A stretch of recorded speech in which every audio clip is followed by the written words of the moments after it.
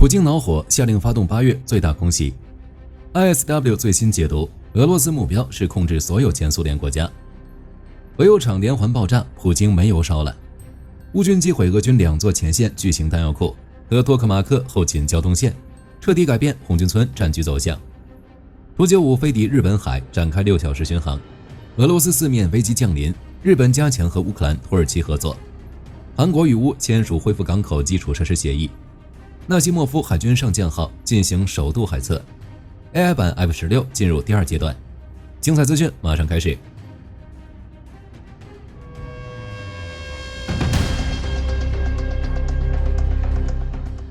特朗普施压泽连斯基失败，俄版和平条件未能达成，这让普京恼火。于是，在泽连斯基访美求和平之际，俄军对乌克兰发动了8月份最大规模空袭。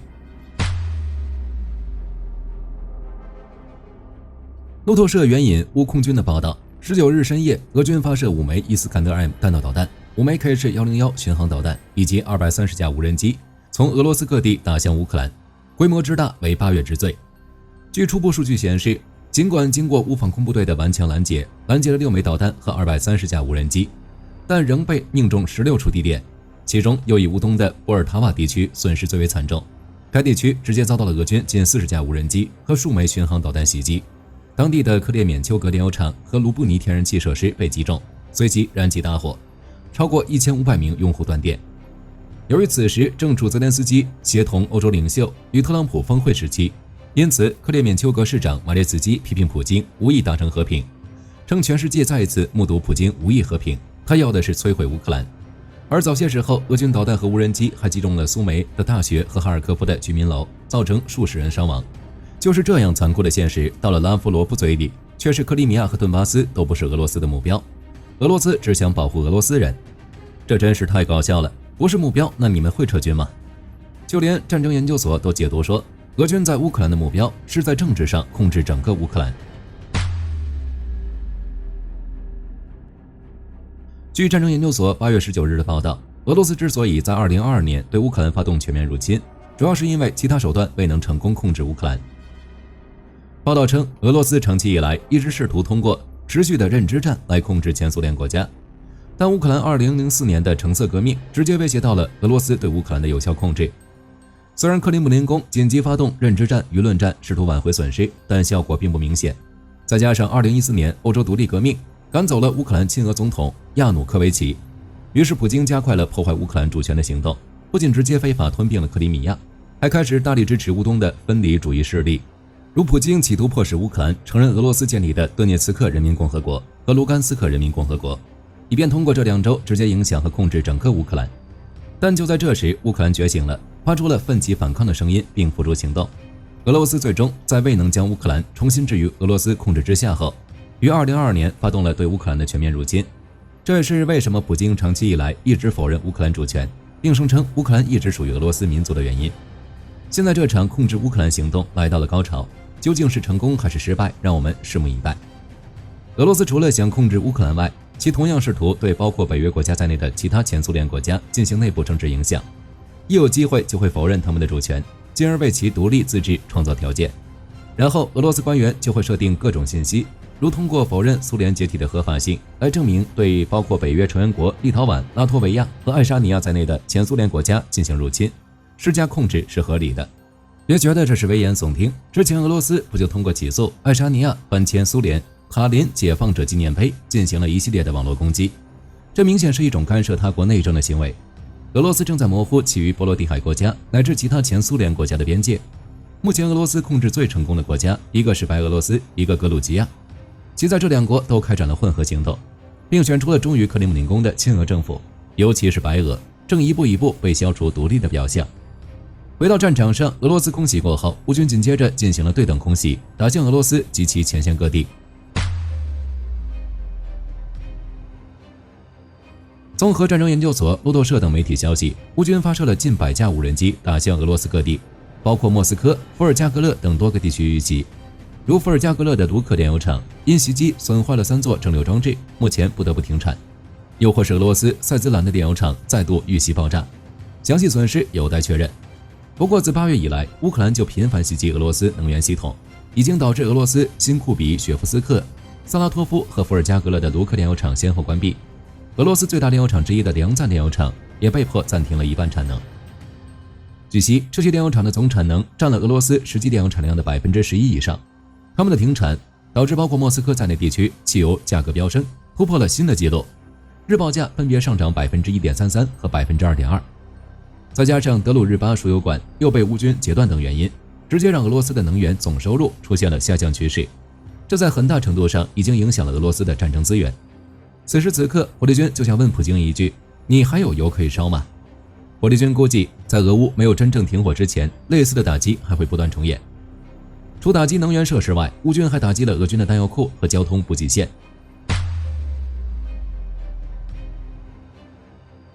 ABC 新闻报道称，乌克兰安全局向卢甘斯克发射了远程打击无人机，具体地点在比洛库拉金一带。此次乌军的目标是当地2处俄军弹药库。据初步战报显示，乌军无人机至少7次击中了仓库区域，并点燃了里面的武器弹药，从而造成了大规模爆炸。目前俄方对此暂未发表评论，但目击者声称，在夜间听到了数十起巨响。NASA 的卫星图像也检测到了实时的火灾点。想来俄罗斯是羞于启齿，不想承认被袭击。值得注意的是，遇袭的这2座弹药库是俄军向红军村前线输送弹药的重要后方。红军村是什么情况，大家都清楚。说一句俄乌前线最激烈的战区都不为过。有意思的是，随着乌军反攻的持续进行，已经严重威胁到了俄军渗透基地的存在，也就是突出部的俄军。于是俄军想集结力量试图反击，以维持突出部的存在。但现在乌军此轮空袭，直接让俄军尚未开始的反击胎死腹中。另外，乌克兰特种部队还特别强调，今后将继续对俄军的军事仓库和装备进行针对打击。接下来的形势如何，火力军将持续跟进。与此同时，在托列茨克方向，乌军再度击溃了俄军一波大规模装甲攻势。据悉，俄军在当地的卡捷林尼夫卡村发起偷袭，试图以坦克装甲车为支援，建立起有效阵地。乌军精锐的第12旅随即投入战斗，利用密集的炮火压制了俄军的推进，并使用 FPV 无人机打掉了3辆坦克装甲车。值得注意的是，乌克兰军事管理部门负责人谢尔盖·霍尔布诺夫8月19日表示，恼羞成怒的俄军对康斯坦丁诺夫卡的民用基础设施进行了10次 FAB-250 非制导滑翔炸弹袭击，损坏了当地住宅和行政建筑以及一所学校。另外，由于俄军在该方向过去1年的战斗损失惨重，目前已经开始利用无人地面车辆来为前线俄军运送补给，但由于速度缓慢，乌军无人机现在是看见一个打一个，击毁率高达100%。总之，托列茨克也曾是俄军要很快拿下的目标城市，但乌军士兵至今仍活跃在该处战场。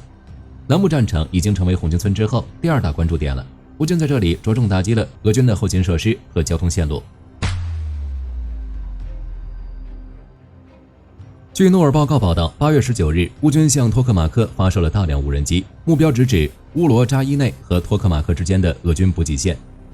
乌军第65机械化旅无人系统营发布的视频显示，乌军无人机精准命中了一辆正在行驶的俄军火车，燃起的大火迅速蔓延，整体铁路线都能看到飘起的浓烟，陷入瘫痪。据悉，这次袭击发生在距离前线不到30公里的地方，而该列车运载着前线俄军所需的能源和补给。空袭直接导致列车的油罐被点燃，而周围的居民也表示听到了多起爆炸声。这是乌军对俄军铁路系统发起的又一轮行动，最近相同的打击正在密集发生。总之，乌军的攻击对俄军的能源补给造成了严重影响，燃起了大火，甚至破坏至少2条铁轨。在修复完成之前，俄军后勤运输将不得不依赖公路进行。此外，在同为南部战场的赫尔松战线，乌军则再度攻入了第聂伯河作战。从前线流出的视频看，乌克兰的海军陆战队正在赫尔松的克林基展开战斗，画面中的乌军正在补充水源，然后在建筑群中巷战，这说明他们在这里的行动已经有一段时间了。其实，自俄乌两军围绕赫尔松左右岸对峙以来，乌军特战队就时常向俄军控制区发动突袭，之前还一度建立了有效的立足点。而俄方自败退后，虽有过尝试性进攻，但至今无法完全拿下赫尔松，这和他们的预期目标并不相符。所以打了3年都没丢了土地，乌克兰凭什么会在和谈中拱手相让呢？战场之外，俄罗斯东部受到威胁，不安的普京紧急派遣轰炸机展开巡航。据陆军识别报道，8月19日，俄空天军的图95 MS 在苏35和苏30的陪同下，在日本海上空进行定期巡逻。俄国防部对外宣称，此次长达6个小时的飞行只是例行的远程航空任务，没有别的意思。哼，这样的说法你猜大伙儿信吗？俄军的这次巡逻恰逢美韩大规模军事演习，且正值乌军无人机袭击俄空军基地，俄罗斯调整轰炸机部署战略之际，这时俄空天突然跑出来耀武扬威，明显是在对外表示，即便失去中东对非洲、对高加索地区的影响，但在亚太这一块还是有一定分量的。别小看图95，虽然这是20世纪50年代设计的老家伙，但经过现代升级后，其可以携带 KH-55和 KH-101巡航导弹，包括那些可携带核弹头的型号，从而能够进行远距离打击，而且其也配备了先进航空电子设备，加上又配备了远程导弹的护航战斗机为其护航，其战斗力不容小觑。当然，俄军展开此轮巡逻，除了彰显武力外，还有就是要敲打日本、韩国。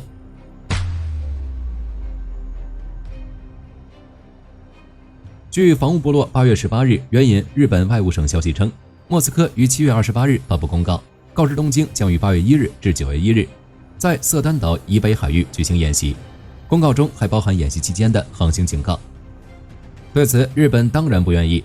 其外务省直接召见俄罗斯驻东京大使馆官员，表达反对意见，称俄罗斯在北方领土的军事活动与日本的立场不符，不可接受。日本官员强调，东京对北海道周边的4个岛屿拥有主权，这些岛屿在日本被称为北方四岛，在俄罗斯被称为南千岛群岛。二战结束时，这些岛屿被苏联军队占领，领土争端阻碍了两国缔结正式的和平条约，说到底还是为了领土。日本外交部强调，俄罗斯频繁的军事演习破坏了东北亚地区的稳定，将让其盟友朝鲜持续发射导弹，让日本时时刻刻面临导弹威胁。因此，日本不承认俄罗斯在相关地区任何军事行动。可尽管日本提出抗议，莫斯科依旧坚称这些演习只是例行训练。目前，日本官员确认，东京将继续通过外交维护其立场，同时密切关注事态发展。而早些时候，日本陆上自卫队计划在北海道附近，也就是靠近俄罗斯演习的地方，进行88型地对舰导弹系统的首次实弹演习。可见日本也受不了俄军的频繁骚扰，其防御态势都开始了战略转变。其次，日本加强了和乌克兰、土耳其的合作，这种起点输出让普京受不了，自然要派战机组织军演前来威胁敲打一番。据乌国防部8月19日消息称，乌克兰国防部长德尼斯·什米哈尔在基辅会见了日本驻乌克兰大使中谷正治，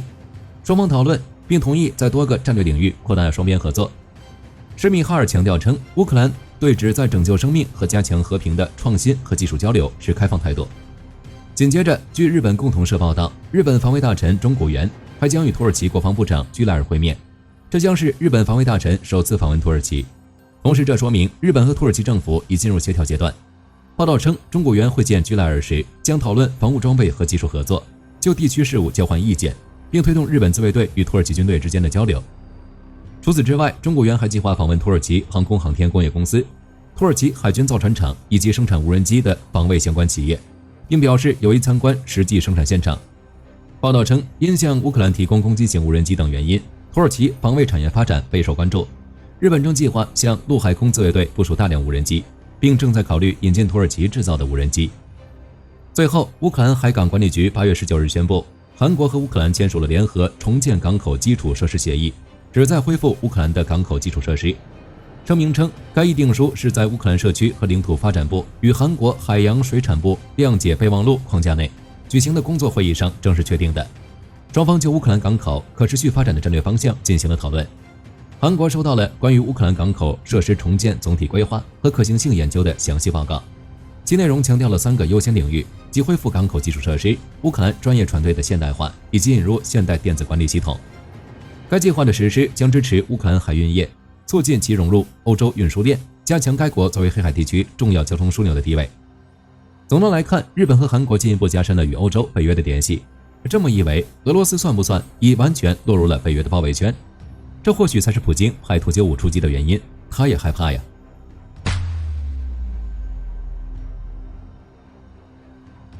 据塔斯社报道，俄海军的纳西莫夫海军上将号核动力巡洋舰经过多年维修升级后，近期终于在俄罗斯西北方向的白海进行首次海试，并计划在巴伦支海进行后续测试。据悉，纳西莫夫海军上将号长达253米，排水量高达28000吨，与上世纪纵横海疆的战舰吨位相当。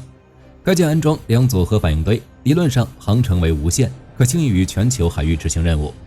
更惊人的是，这艘军舰的备弹量至多可携带500枚防空、反舰、对地导弹和反潜武器，因此又有武库舰之称。不过，属于基洛夫级巡洋舰的纳西莫夫海军上将号，其自1988年服役迄今已超过35年，未跟上当代海军科技水平。俄罗斯原计划2008年启动现代化工作，但受限于财政状况，这项工作直至2014年元月才正式启动。在数度延宕后，该舰升级工程直到今年夏季才初步完工，并启动海试作业。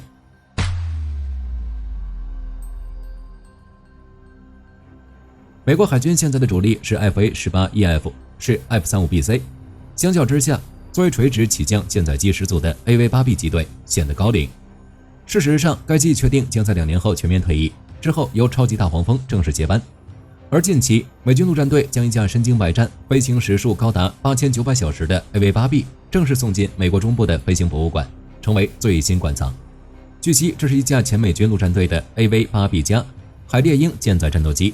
原隶属陆战队第231攻击中队，机身编号165587。6月初完成最终飞行后，便从北卡州的陆战队樱桃角航空站驶移中部科罗拉多州的巴克利太空军基地，展开进驻博物馆前的去武装化作业，即卸油并拆除电瓶、弹射座椅火箭、雷达等装备。而迎接新成员的丹佛飞越落基山脉之翼航天博物馆也发布了相关影片，完整渲染这架海猎鹰是如何低调转身，继续在馆内向世人诉说过往辉煌的历史生涯。美海军航空系统指挥部也曾在7月专文中揭露他的故事。这架 AV-8B 型机于1987年服役，2000年升级至海猎鹰2加构型。生涯期间曾在陆战队待过5支中队，累计飞行时数超过8900小时，其中1436小时是由伊拉克战争、阿富汗战争、陆战队远征部署和其他人道救援任务中累积而成。航空爱好者网报道称，该纪录高居同行机第3。即便美陆战队已确定在2027年全面除役 AV-8B 机队，但仍不影响该机在美军舰载机家族中的地位。而该机所属的第231攻击中队在确定告别该机后已经解编，预计2026年更改部队番号，并换装 F-35B 战机，再续写美陆战队的航空史。